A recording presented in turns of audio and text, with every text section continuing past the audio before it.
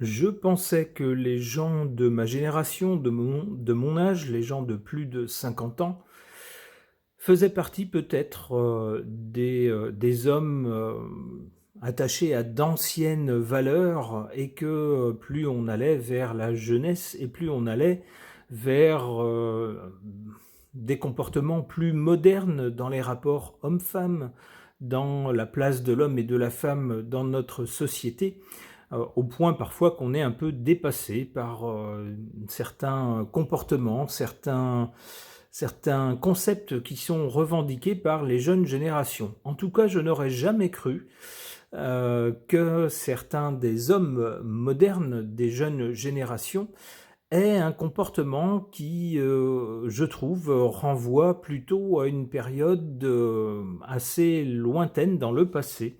C'est pourtant ce que nous disent ces deux articles. Le premier de Slate.fr nous dit « Les hommes de la génération Z sont plus misogynes que leurs aînés, et cela sur tous les plans. » Bon, cet autre article nous dit, chez les 15-30 ans, donc on parle de la même génération, un homme sur 3 juge qu'une femme doit toujours obéir à son mari. Alors là, ça me fait carrément bondir, je ne vois pas pourquoi une femme devrait obéir à son mari. Il n'y a pas de loi qui impose ça, et puis l'esclavage a été aboli, que je sache, donc je vois absolument pas pourquoi. Donc je suis vraiment perplexe face à ce constat qui a été fait. Alors, on nous dit dans cet article, une femme doit obéissance à son mari. Cette assertion qui devrait être complètement désuète aujourd'hui, je suis assez d'accord, trouve pourtant un écho chez un jeune homme sur 3. 31% des hommes issus de la génération Z, soit les 29-14 ans, ou plutôt les 14-29 ans, valident cette affirmation, selon une étude dévoilée le 5 mars par le King's College de Londres et l'Ipsos, menée auprès de 23 000 personnes dans 29 pays, dont la France. Alors je suis vraiment perplexe face à cette information. On nous dit qu'ils sont également 33% à estimer que dans une relation, ce sont les hommes qui devraient avoir le dernier mot lors des décisions importantes. Alors personnellement, je ne vois pas pourquoi. Pourquoi plus une personne qu'une autre? Aussi, pour 24% des jeunes hommes, les femmes ne devraient pas paraître trop indépendantes ou autonomes. Alors encore une fois, je ne vois pas pourquoi, et pourquoi ça ne serait pas les hommes qui ne devraient pas paraître plus indépendants ou autonomes? Si quelqu'un a une réponse. 21% des répondants ont également validé l'affirmation selon laquelle une, entre guillemets, vraie femme ne devrait pas prendre l'initiative d'un rapport entre adultes, des choses qu'on fait dans l'intimité, je ne peux pas dire le mot sur YouTube, dans une relation. Alors on nous dit que ces résultats sont d'autant plus inquiétants car les hommes plus âgés, à qui les mêmes affirmations ont été proposées, sont bien moins nombreux à les approuver. Bon, je me retrouve plutôt là-dedans. On nous dit que seulement 13% des baby-boomers nés entre la fin de la Seconde Guerre mondiale et 1960 estiment qu'une épouse devrait obéir à son mari. Alors, même si je suis né après cette époque-là, je me retrouve plutôt dans ce schéma-là, dans ce schéma mental. Pour moi, il n'y a pas de prévalence d'un genre sur l'autre, et je ne vois pas pourquoi l'un devrait obéir à l'autre. C'est pas mon idée des relations de couple en tout cas. Alors je trouve ça un peu inquiétant que les jeunes hommes, alors je pense que ça va de pair avec un mouvement qu'on voit, je ne sais pas si c'est un mouvement qui va durer, le mouvement masculiniste, qui dit qu'un homme doit être très très fort, non seulement mentalement, mais également physiquement. Donc on voit des jeunes gens qui passent leur temps dans les salles de sport à exhiber ensuite des gros muscles. Moi je veux bien, mais ça ne fait pas tout aussi, il faut quand même qu'il y ait quelque chose dans la tête. Alors voilà, ça me laisse assez perplexe. Et je trouve que ça ne prend pas une bonne direction, mais peut-être que c'est juste l'histoire d'une génération et que c'est pas quelque chose qui va durer. Et puis c'est peut-être des réponses comme ça qui ont été faites à la va-vite. Et peut-être qu'une fois qu'on est amoureux avec quelqu'un, lorsqu'on est amoureux de quelqu'un, on n'a plus la même façon de penser, on se comporte naturellement autrement que avec ce genre de comportement où il est plus question d'un rapport de force. Alors vous voyez que tout ça me laisse très perplexe. J'aimerais savoir ce que les cartes peuvent nous en dire.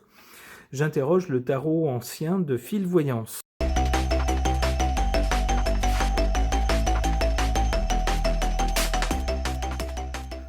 Eh bien, les cartes n'auraient pas pu mieux résumer la problématique qui se dégage de ces deux articles.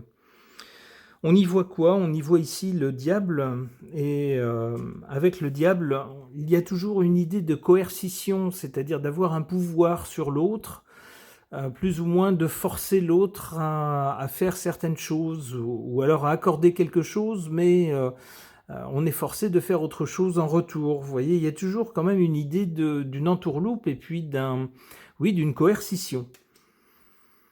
Suit la carte du pape qui nous parle donc d'une mentalité, d'un état d'esprit, d'un ensemble de valeurs. C'est bien ce dont il est question, en effet. Et qu'est-ce qu'on a comme résultat? Eh bien, on voit quoi? On voit une dame qui tente de tenir en respect, alors a priori avec succès sur cette carte, sur cette illustration, un lion, c'est-à-dire un animal. On pourrait y voir une dame face à des hommes qui se comportent comme des animaux, comme des brutes, c'est-à-dire j'ai une plus grosse force physique. Alors ça, suivant les gabarits, c'est pas toujours vrai d'ailleurs, mais bon, c'est l'idée de ces gens-là, donc je suis plus fort physiquement, donc tu dois m'obéir.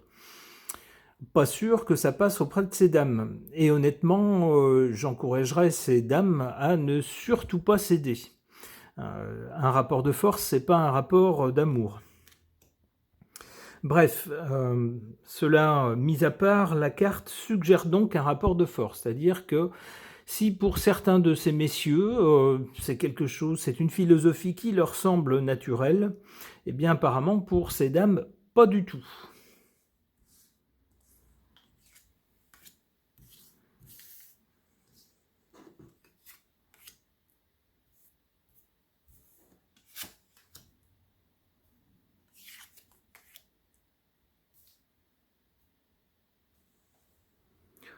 En carte défavorable, ma foi, c'est tout à fait clair, on a la carte de la justice. C'est une philosophie qui est complètement injuste, puisque dans un couple c'est 50-50. On ne voit pas pourquoi l'un prendrait l'ascendant sur l'autre, l'un devrait dominer l'autre, à moins que ce soit des jeux de domination, mais à ce moment-là, c'est un jeu, si vous voulez. Mais dans le fond, lorsqu'on aime quelqu'un, l'amour, c'est pas censé être une obéissance ou une soumission. Enfin, dans mon idée à moi. On a donc un concept, une idée des rapports hommes-femmes qui est complètement injuste. En tout cas, c'est ce que suggère la carte ici en position faible. La justice en position faible, c'est de l'injustice. En position forte, favorable, on a un soleil. Le soleil, il nous montre quoi? Il nous montre deux personnages qui sont a priori à égalité. On n'en voit pas un plus fort que l'autre. On voit bien deux personnages qui pourraient figurer un homme et une femme, qui apparaissent nus au grand jour.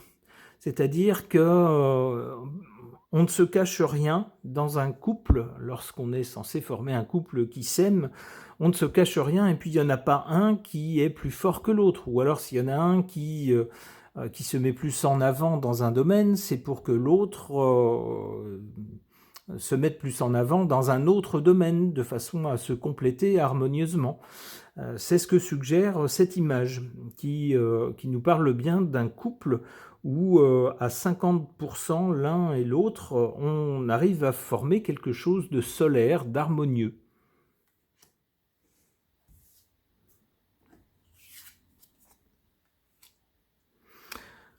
Autre chose, hein, cette carte, le soleil, pourrait représenter un idéal masculin. Avec le soleil, souvent, traditionnellement, la lune, c'est le féminin, le réceptif, la sensibilité. Le soleil, c'est plutôt le masculin, la force, la volonté. C'est l'idéal, sans doute, qui est mis en avant par les personnes qui ont cette mentalité, il faut bien la qualifier de ce qu'elle est, machiste. Alors, du côté de l'avenir, avec cette carte de la force, moi j'y vois des femmes qui, à l'avenir, ne vont pas du tout se laisser faire par cette génération de jeunes hommes et qui vont les tenir en respect. C'est-à-dire, si tu as cette mentalité-là, tu peux, j'allais dire un vilain mot, tu peux te brosser pour passer la nuit dans mon lit. Voilà, pour le dire poliment.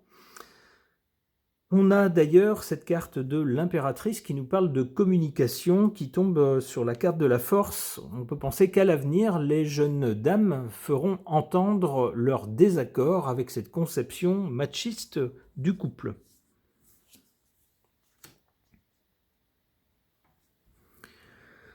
Hélas, avec l'ermite, cette carte semble nous dire que ça va prendre du temps. Alors j'aurais souhaité qu'une autre carte arrive à cet endroit-là, ça m'aurait fait un peu plus plaisir, mais apparemment avec l'ermite on n'en a pas fini malheureusement avec cette conception machiste, ça risque de durer un moment. Heureusement, on peut espérer aussi que les jeunes femmes sauront faire entendre leur voix et leur refus de ce genre de rapport de couple. Ok. Concernant un inquiétant retour d'une conception machiste du couple qui semble réapparaître assez nettement dans la jeune génération qu'on appelle la génération Z. Alors ce sont les gens qui ont à l'heure actuelle entre 14 et 29 ans. Qu'est-ce que les cartes peuvent nous dire ou nous suggérer? J'interroge l'oracle du 6e jour de Fil Voyance.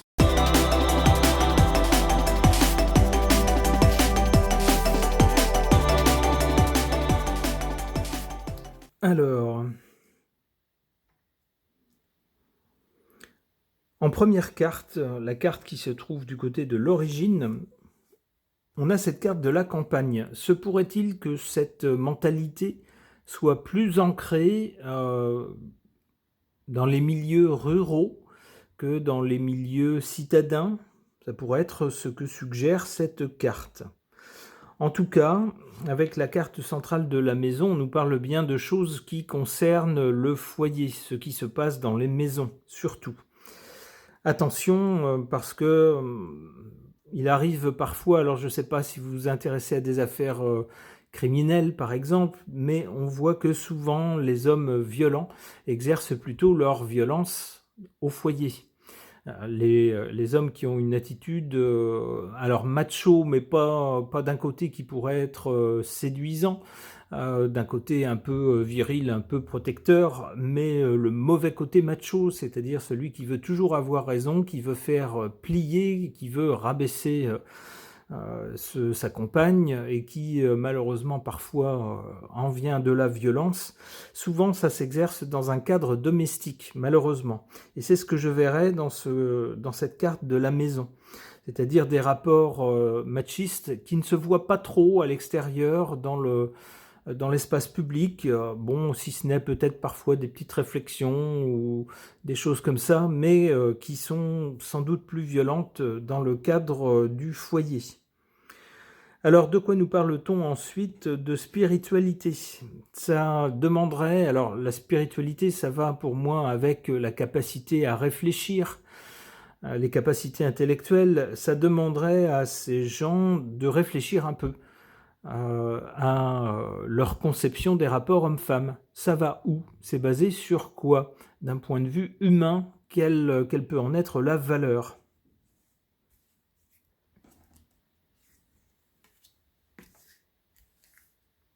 Et puis du point de vue de l'évolution spirituelle, hein, bien sûr, si on en est à vouloir concevoir un couple sur une idée de coercition ou d'appartenance de l'autre, On n'est pas très spirituel, hein. Il y a du boulot à faire du côté spirituel. On est d'accord.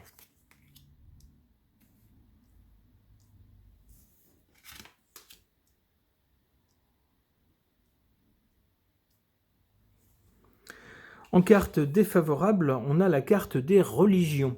Se pourrait-il que parmi les jeunes générations d'hommes, certains aient une conception assez machiste des rapports hommes-femmes à cause d'une influence de telle ou telle religion ou de textes religieux qui auraient été pris peut-être un peu trop au pied de la lettre, et qui étaient peut-être vrais dans un autre contexte il y a des centaines ou milliers d'années, mais qui à notre époque moderne sont un peu en décalage, ne conviennent pas vraiment.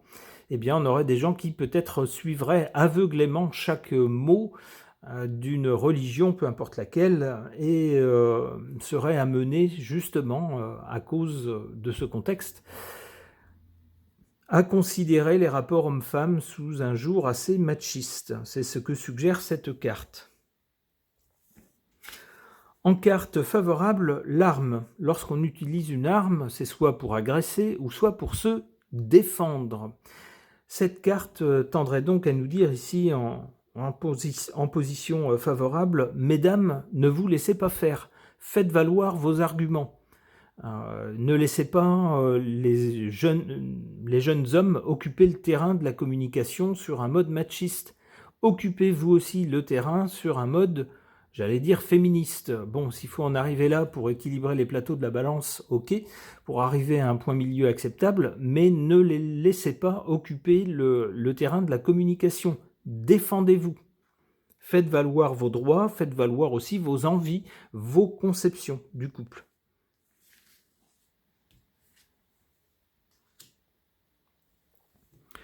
Du côté de l'avenir, donc, après la spiritualité qui demanderait donc à ces messieurs de s'interroger sur leur conception du couple, sur cette conception assez machiste, ils veulent aller où avec ces idées-là? Est-ce qu'ils pensent que c'est juste? Est-ce qu'ils pensent que c'est quelque chose qui va être naturellement accepté par leur partenaire? Est-ce qu'ils pensent qu'ils doivent suivre des préceptes suggérés par d'autres personnes ou d'autres écrits, ou plutôt réfléchir eux-mêmes à ce qui leur semble juste, et puis créer leur propre idée?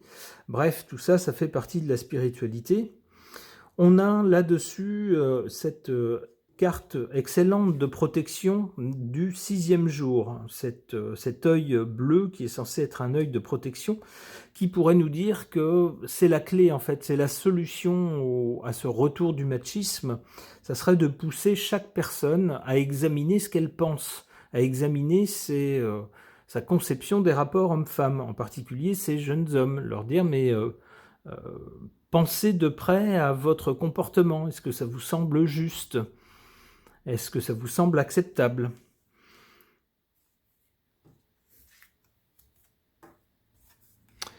Comme dans le tirage précédent, on avait l'ermite qui nous parlait de temps, de durée, de choses difficiles qui se prolongeaient dans le temps, des choses qui prennent du temps. On a également ici la carte du temps. On peut penser que ça va mettre un certain temps après cette génération à revenir à des relations, ou du moins des conceptions de la relation homme-femme un peu plus humain, hein, et des conceptions un peu plus égales, avec moins de parti pris en faveur des hommes. Ok, eh bien espérons que ça ira en ce sens. Les gens de ma génération observeront sans doute avec un peu de désarroi cette résurgence du machisme. Bon, espérons que ça ne concernera que quelques personnes et que ça restera l'exception. Ce tirage de cartes est maintenant terminé, merci de l'avoir suivi.